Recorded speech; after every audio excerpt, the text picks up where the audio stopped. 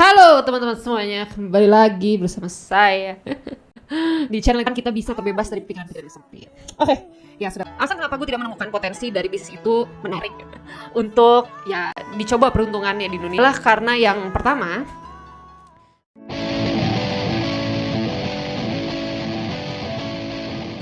dari pengalaman itu, gue tuh pengen bercerita lebih lanjut tentang rekayasa sebuah demand. Jadi kalau kita bicara tentang supply and demand, tentunya akan menarik kalau teman-teman mengisi dulu pemikiran teman-teman ya dengan dua literasi yang gue rasa ini akan cukup jelas ya untuk menjelaskan sebenarnya bagaimana sih meng-create sebuah demand. Ya kalau kita bicara tentang marketing, ya marketing itu buat gue secara esensi adalah upaya untuk menciptakan permintaan ya, creating demand ya. That's the whole point of marketing.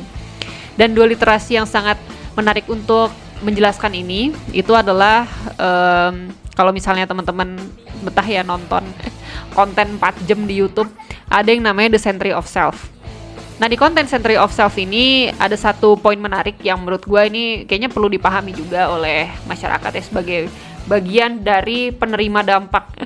Poin tersebut adalah betapa dekatnya komunikasi komersial itu dengan wilayah psikiatri, psikologi gitu. Itu sebenarnya mereka tuh punya irisan fungsi yang mirip-mirip. Yang dimana kalau misalnya orang-orang yang ada di pihak komersial ini tidak bertanggung jawab ya dalam melakukan tindakannya, itu akan bisa berdampak sangat destruktif ya bagi masyarakat. Sih dari sudut pandang saya. Dan yang kedua, literatur yang kedua itu adalah ya sebenarnya si pemikirannya Edward Bernays juga ya. Yang kalau lu baca di Century of Self pun juga main karakter utama ya. Jadi origin story dari PR modern itu ya seringkali dimulai dari cerita kesuksesan Edward Bernays. Jadi ada Edward Bernays, dia itu disebut sebagai bapak PR modern kalau nggak salah. Nah itu ada buku yang berjudul Propaganda. Nah teman-teman bisa baca di situ dan gue pikir ini menarik ya untuk bisa mendevelop sensitivitas kita dalam konsumsi konten. Apalagi di tengah kita nih lagi berada di era post-truth ya, di mana lu juga bingung ini apakah benar atau tidak ya, ini fakta atau opini, lu nggak tahu. Nah jadi ada penting juga buat kita nge-build imun ya dalam mengkonsumsi berbagai macam narasi. Dan tentunya gue juga pengen ya masyarakat kita jadi lebih dewasa lah ya dalam menyikapi berbagai macam narasi dan informasi. Jadi berdasarkan origin story tadi yang gue peroleh dari dua literasi itu yang menurut gue cukup bisa menggambarkan ya. Akhirnya gue jadi punya paradigma baru atau persepsi baru dalam melihat apa yang gue kerjakan di beberapa waktu yang lalu ya. Jadi gue kan memang dulu seorang copywriter dan gue jadi mulai sadar gila ternyata dampak gue tuh luar biasa besar ya untuk mempengaruhi pikiran seseorang. Di momen itu gue jadi sadar kalau sebagai individu aja ternyata gue punya kemampuan untuk melakukan ini. Apalagi kalau misalnya gue adalah sebuah entitas yang begitu besar, yang dimana gue sangat mudah gitu untuk menyeleksi narasi-narasi mana yang ingin gue push ke publik gitu kan. Dan kemudian yang paling destruktif itu adalah ketika narasi-narasi itu kemudian dikonsumsi tidak sesuai porsinya. Jadi contoh misalnya tadi kalau fakta ya fakta gitu, opini ya opini. Jadi semua itu ada pada tempatnya masing-masing. Nah yang paling problematik itu ketika ya tadi ada terjadi kesalahpahaman dalam menerima informasi. Ini tuh sebenarnya fakta tapi diserap sebagai opini misalnya, atau nih opini diserap sebagai fakta. Dan ketika sesuatu itu dikonsumsi tidak pada porsinya, tidak pada tempatnya, sama lah kayak obat, ya obat kan harus dikonsumsi sesuai dengan dosisnya, sehingga dia bisa berfungsi secara optimal dan tidak justru malah menjadi destruktif untuk si pasiennya, begitu kan. Sama juga dengan narasi, apalagi narasi itu banyak sekali menjadi dasar-dasar untuk mengkonsumsi pikiran. Ibaratnya tuh kayak lu bangun rumah, nah terus lu denger nih, ya ada narasi kalau asbes atap tuh bisa dijadikan bahan baku dinding gitu. Nah terus lu percaya kan terhadap narasi itu, yang sebenarnya narasi itu pun juga ya bisa nggak sih lu bangun dinding dengan asbes atap? Mungkin bisa, tapi kan tentunya ya bisa jadi dia tidak berfungsi sebaik batu bata, sehingga resiliensi bangunan lu tuh jadi kecil gitu kan. Nah akhirnya suatu saat misalnya rumahnya roboh begitu. Bisa kebayang nggak sih betapa merasa tertipunya si konsumen tadi. Dan bahkan ya yang menjadi menarik ini, lu bayangin kalau kemudian setelah ada episode di mana rumah itu roboh ya Kemudian orang ini masih nggak sadar juga nih, si konsumen nggak sadar kalau the main reason is because asbes atap itu emang tidak diperuntukkan secara natural untuk membangun dinding gitu kan. Jadi akhirnya dia tetap punya tuh ya si keyakinan bahwa asbes atap itu tetap bukan problemnya nih, mungkin ada faktor-faktor lain yang menyebabkan dindingnya itu rusak. Akhirnya dia beli lagi tuh si asbes itu. Nah itu kan artinya ketika sebuah narasi itu udah masuk dan menancap ya menjadi sebuah sistem belief ya, atau sebuah asumsi yang justru itu nanti membuat kita tuh jadi susah tuh untuk bernavigasi dalam realita. Terkadang kita tuh lebih suka disuguhkan sebuah informasi yang sebenarnya lu nggak tahu nih informasi ini tuh udah diolahnya seperti apa, lu nggak tahu gitu. Nah itu yang kadang-kadang seringkali luput dan tidak menjadi topik yang banyak dibahas ya oleh orang. Nah makanya gue sebagai orang yang dulu pernah ya bertindak secara tidak bertanggung jawab, gue pikir ini saatnya gue memberikan sebuah penerangan terkait hal itu.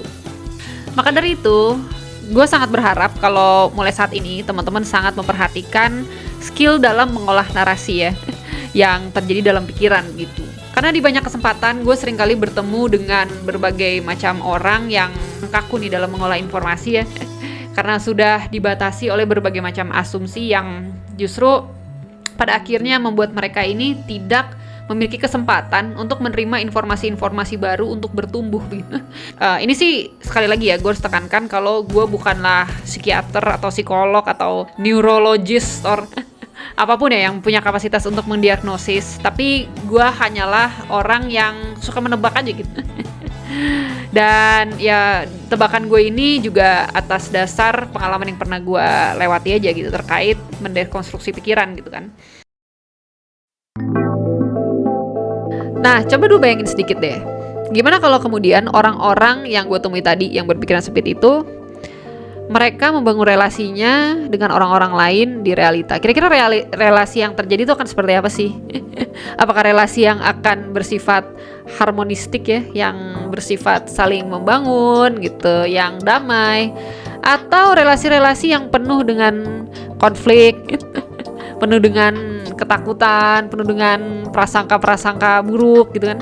Nah terus lu bayangin aja gimana kalau kemudian eksistensi orang-orang yang berpikiran sempit ini itu ternyata tidak hanya orang-orang yang gue temui aja gitu, ternyata masih banyak lagi ya orang-orang serupa yang mungkin ada di negara ini misalnya gitu.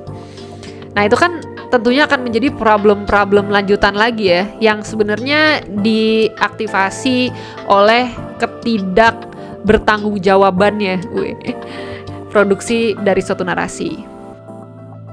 Di akhir video, gue ingin menyampaikan ke teman-teman kalau secara personal gue tuh gak anti sebenarnya dengan cara-cara bermarketing atau cara-cara membuat sebuah inovasi yang berbasis pada rekayasa. Selama memang cara-cara itu juga diimbangi dengan semangat yang besar untuk mewujudkan dampak yang bersifat net positif ya dari hadirnya inovasi-inovasi tersebut gitu. Jadi ada responsibility yang utuh.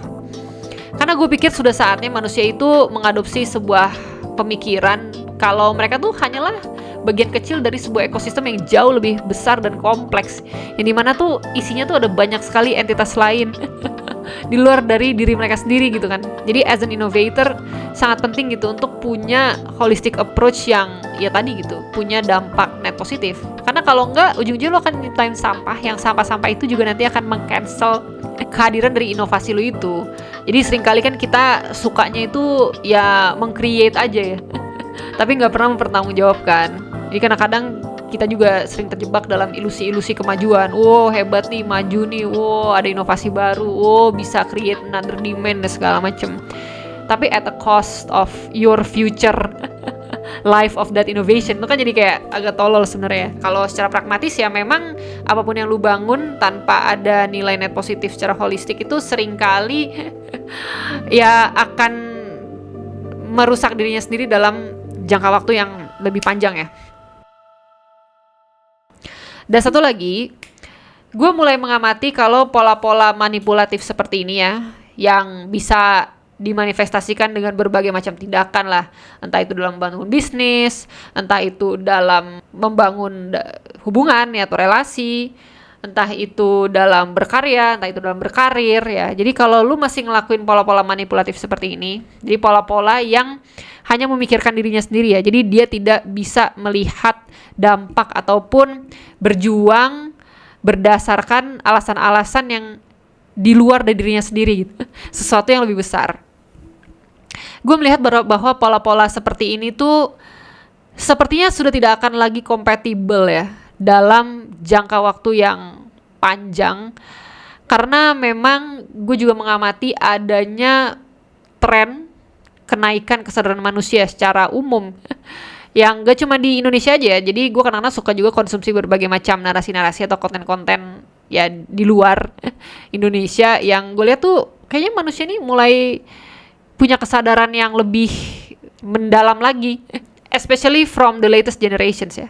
Jadi kalau misalnya lu adalah seorang individu yang masih doyan melakukan berbagai macam tindakan yang basisnya adalah pola-pola manipulasi, mendingan lu buru-buru shifting ya.